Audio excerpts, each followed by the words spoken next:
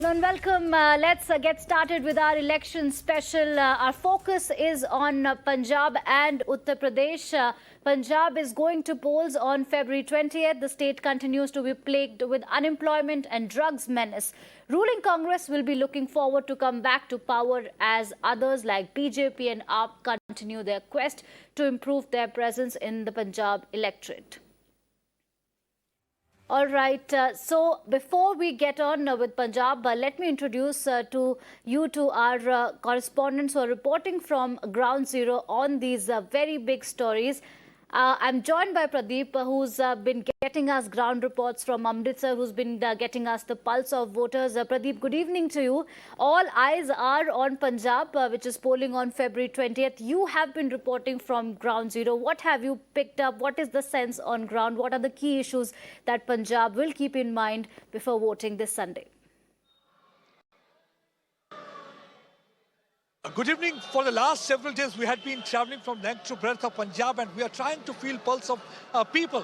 One, that we have seen that there are silent majority of also who are keeping things close to their chest. But there are certain issues.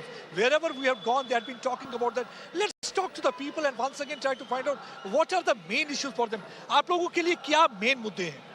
Main मुद्दे देखो, being a youth मैं आपको कहना चाहता हूं कि पंजाब में employment ज़रूर है और इसकी वजह वो जो सेंटर्स की सरकार की पॉलिसीज़ हैं उसकी वजह से बहुत ज़्यादा यूथ जो पंजाब का स्पेशली है वो जहां से फेड अप हुआ है। मैं समझता हूं कि मैं एक कांग्रेसमैन हूं, पर जो रियलिटी है वो आपको बताना चाहता हूं कि जहां का यूथ जो है जो फेड अप हो चुका है। इतनी एजुकेशन जो पंजाब की है, जो सारे जो जहां के यूथ हैं यहां से एजुकेशन हासिल करके अब्रॉड जा रहे हैं।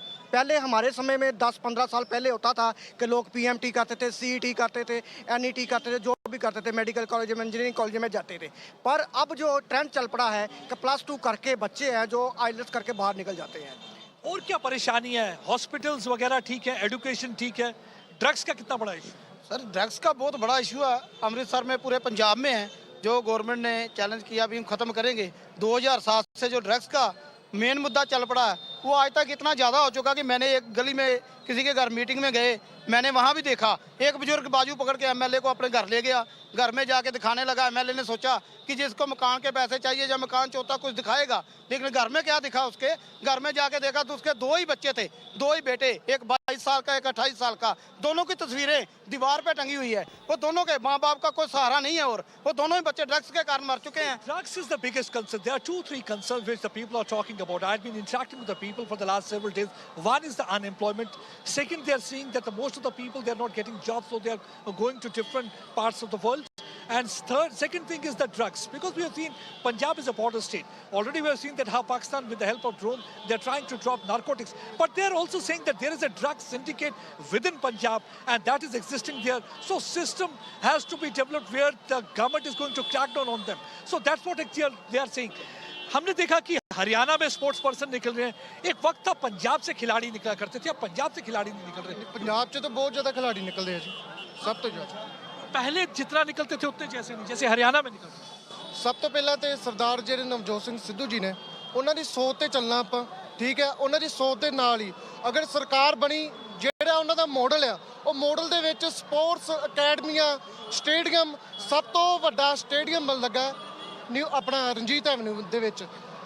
Shri MLA Sunil Datti ji. There's a need for the stadium. There's a need for better sporting facilities, because in neighborhood Haryana we have seen many sports persons are coming up. So there's a need for a proper sports policy so that the youngsters who are doing well in sport, they get some jobs. So that's what actually is required. There are more people. क्या health का infrastructure यहाँ पे ठीक है? आप चाहते हैं कि यहाँ health infrastructure बढ़िया हो या नहीं? सर यहाँ पे हेल्थ स्ट्रक्चर पहले इतना बढ़िया नहीं था, पर जब से चन्नी सरकार आई है तब से। क्या बात कर रहे हैं आप? 3 महीने में हॉस्पिटल कहाँ तैयार होंगे? सर हॉस्पिटल नहीं है, बट मोहल्ला जैसे यहाँ पे लोकल डिस्पेंसरीज हैं जहाँ पे पहले इतनी अटेंडेंस नहीं लगती थी डॉक्टर्स की वगैरह। जो अच्छा, सवाल पूछता आपसे, क्या आपको लगता है राहुल गांधी ने ठीक डिसीजन लिया नवजोत सिंह सिद्धू के बदले चन्नी को एक चेहरा बनाने का? सर चन्नी ने जो पिछले 3 महीने में जितना काम कर दिखाया उतना काम पहले पिछले कैप्टन जी ने 4.5 साल में नहीं किया था। मतलब कि आपको लगता है कि नवजोत सिंह सिद्धू को हटाकर चन्नी को जो चेहरा बनाया वो ठीक डिसीजन है? सर दोनों ही मतलब बराबर के थे, बट लोगों की जुबान पर ज्यादा चन्नी जी छाए हुए थे, तो लोगों People here are saying that Channi is connecting with the masses more, so they feel that Channi is a better choice as compared to Navjot Singh Sidhu. And he is in fact a Congress supporter. Obviously, he'll be talking more about Channi. But what is more important is that even Congress supporters feel that Channi is a better chief ministerial face than Navjot Singh Sidhu. So whatever the decision the party has taken. But if we look at the key to Punjab Secretariat, the key to Punjab Secretariat is going to be Malwa belt. Of 117 seats, 69 seats are there. And Malwa has suffered a lot. People there are quite angry with Congress party because reason being that there has already been a research that 97.3% farmers in that area have committed suicide for different reasons. So they feel that the respective governments haven't done much. So there, in fact, Aam Aadmi Party has got the edge. So people are looking for some alternative also. People are looking for better facility at the end of the day. What they say is that it is the development model that should really work, whether the Punjab model, whether it's Delhi model. But all those promises that are being made by politicians should be kept, because we had been going to Navjot Singh Sidhu's constituency also. The only complaint that the people are making is that Navjot Singh Sidhu had been absent legislator. He had not been there in constituency. So that is one of the reasons there is a lot of anger also against Navjot Singh Sidhu. And then second thing is they feel that he is quite arrogant, because people want how you meet, how you greet, and how you treat them, how you are going to interact with them. That's what actually they are looking in for their representative. That's one of the reasons that you'll find different kind of reaction here. Large number of people right now. In a short while, in fact, the door-to-door campaign and the roadshow of Priyanka Gandhi will be starting. Large number of people are already waiting. But yes, battle lines are drawn, stakes claimed. But yes, high-pitched battle is going to be between Navjot Singh Sidhu and Vikram Majithia, because that is the constituency everybody is looking at. It is the battle of survival. It is battle of prestige, and it should be seen whether Captain Amrinder Singh will be able to take a revenge of his ouster, whether Akhilesh will be able to make come back. It's only the time will tell what way the political pendulum is going to swing. Let's see and wait for the February 20th, the day they are going to press the buttons. Absolutely. Thank you so much, Pradeep, for that comprehensive ground report from Amritsar. We will keep coming back to you. For now, let's turn our attention to Uttar Pradesh. Phase 3 polling in Uttar Pradesh is scheduled for coming Sunday, that is 20th February. The focus from Western UP will now shift to Central UP and the Bundelkhand area. Now, the most important aspect of this region is that more or less it has been a Samajwadi Party bastion, but it is in headlines because former Chief Minister Akhilesh Yadav is contesting assembly elections for the first time. And he is contesting from a Samajwadi Party stronghold Mainpuri, and the seat is called Karhal. Now, other places that are going to polls are Jaswant Nagar, and as I said, that it is going to be a prestige battle for Akhilesh Yadav. Now, Karhal, Kanpur, Jhansi, Mainpuri and Hathras, which is infamous for the 2020 gang rape, these are the areas that are going to polls. My colleague Amir, who's been very patiently waiting with his latest updates, joins us on the broadcast. Good evening, Amir, and thank you for waiting. We have been tracking UP elections, and third phase is due on February 20th. You've been tracking all these ground reports. You've been speaking to the voters, the actual stakeholders in this entire democratic exercise. What is the sense that you're picking up, apart from the big face that is contesting elections, that's Akhilesh Yadav from Karhal? What is the sense on ground? What are the key issues of people? Is anyone talking about jobs, education, health infrastructure this time around? Well, yes, indeed, as far as third phase of polling in Uttar Pradesh is concerned, this is most crucial for Akhilesh Yadav and Jayant Chaudhary. Although RLD does not hold much of a space, political space out here in these areas which are going to polls on the 20th, it will definitely be a prestige battle for Akhilesh Yadav and his uncle Shivpal Yadav as well, because while Akhilesh Yadav will be contesting in an assembly election for the first time from the Karhal assembly seat in Mainpuri, he'll be pitted against the MOS from central government, SPS Baghel. On the other side, from Jaswant Nagar in Etawah, this time around, Shivpal Yadav once again will check on his fortune. Apart from that, a number of bigwigs and ministers from the BJP government are also in electoral fray in the third phase, including Satish Mahana from Kanpur, Archana Pandey from Kannauj, and several others. And also, this will be very interesting because this time around, many such turncoats who actually quit the Bharatiya Janata Party last month in January itself have actually been fielded by the Samajwadi Party, and several of such Samajwadi Party rebels, including Hariom Yadav from Firozabad, who's known to be a close relative of Mulayam Singh Yadav, has been fielded by the BJP. So this battle is going to be very interesting as far as issues are concerned. Yes, the BJP government has been pushing such issues concerning law and order, like the safety and security of women, the kind of action that has been taken over the last 5 years against organized mafia and criminals. On the other hand, the Samajwadi Party is raking up issues of unemployment as well as inflation, the kind of mismanagement that happened as far as health sector is concerned during the COVID first and second waves across the state of Uttar Pradesh. These issues will definitely be discussed by the voters here. But yes, most important factor is that this is the known to be a stronghold of the Samajwadi Party. All all such districts out of those 16 districts which go to poll, including Mainpuri, Etawah, Kannauj, Firozabad, Eta, as well as Auraiya. These are areas which are known to be stronghold bastions of Samajwadi Party, and be interesting to see how does this time around Samajwadi Party performs, because the last time around they were clearly routed by the BJP, which actually secured the maximum seats.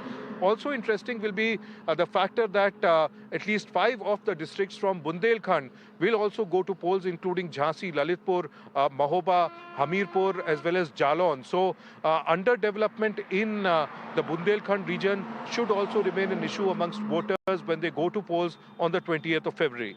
All right. Thank you so much, Amir, for bringing us up to speed with the latest as far as the phase 3 polling in UP is concerned. A very, very important day, very, very important election for Akhilesh Yadav. Now, after having thanked my colleagues for getting us the ground reports, it's time for some expert views. I'm joined by Hemant Attri. He's a senior journalist. He will get us perspective on Punjab elections, and I'm also joined by Sudhir Mishra, senior journalist, who will share his perspective on UP. Thank you so much, Mr. Mishra and Mr. Attri, for joining us on Mirror Now. I would like to start with Hemant Attri first. It's a very, very big election for all political parties that are the stakeholders in Punjab. February 20th is the day that everybody is closely monitoring, closely watching. In your view, what are the key issues of people? While we understand that the Congress wants to stay on, they have had so many upheavals in the past. The Aam Aadmi Party has made an entry. They've announced freebies, and they also look very strong this time around. For the benefit of our national audiences, what does Punjab election mean? Archana, in this particular election, as far as Punjab is concerned, the single largest issue there is the governance part. Every party, every government in past, say about 3 decades or so, have failed Punjabis. For the very simple reason, every party, it may be Congress, it may be Shromani Akali Dal, what they have been doing, they have been playing to certain gimmicks, and that has basically ruined the basic deliverable system of Punjab. That's why unemployment is so high in such a affluent state. Punjab is one of the richest states, used to be, and where it is, this is basically governance which is responsible for this situation, for its depthness and so many other things. Number one. Number two, the second largest issue is unemployment. If, as one of your reporters was rightly pointing out, that every student who passes out 10+2 basically is inclined to leave this country straight away. Third single largest issue is de-addiction, drug addiction. This has basically ruined Punjab. It is a border state, and the way the narcotics are coming from across the border and within the states, syndicates are working. These 3 single largest issues, they are going to impact, and whatever party, let me remind you, Archana, this is a historical election as far as Punjab is concerned, for the very simple reason, there are 6 parties in the fray. three parties, Shromani Akali Dal, Congress, Aam Aadmi Party, then is BJP, then is Captain Amrinder Singh, and then is the Kisan Morcha. This is first time in the history of Punjab. Before that, there only used to be 3 and 4, and it used to be at the max triangular contest. But in this particular election, everybody is in the field, fighting each other. So this is really, really interesting an election, wherein it is yet to be seen as to which way the wind is blowing. Archana. Right.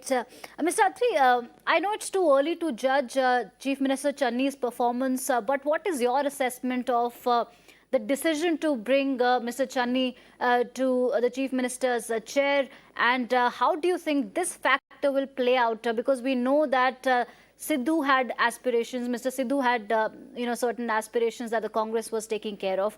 But in terms of the ruling party dynamics, do you think that Chief Minister Channi was able to perform in the limited time? Was he able to address people's issues in limited time? What is your view on that? Archana ji, in Punjab, unfortunately, who are the contestants in the fray for the chief ministership? If you see how this thing has panned up, basically. See, first of all, you see Sukhbir Singh Badal. He belongs to a feudal dynasty, and meeting him, getting an appointment with him, is one of the most difficult things that is possible. Number two, Captain Amrinder Singh. He is there. He again is the feudal. He relates to feudal. Now, if you call Navjot Singh Sidhu himself considers himself to be a celebrity, more of a celebrity and less of a politician. The single largest thing for a successful politician is, number one, is he easily accessible? Point number one. And number two, does he connect with the masses? That's where Navjot Singh Sidhu has failed. He may be able to connect with the masses due to his various things, his style of oratory and many things.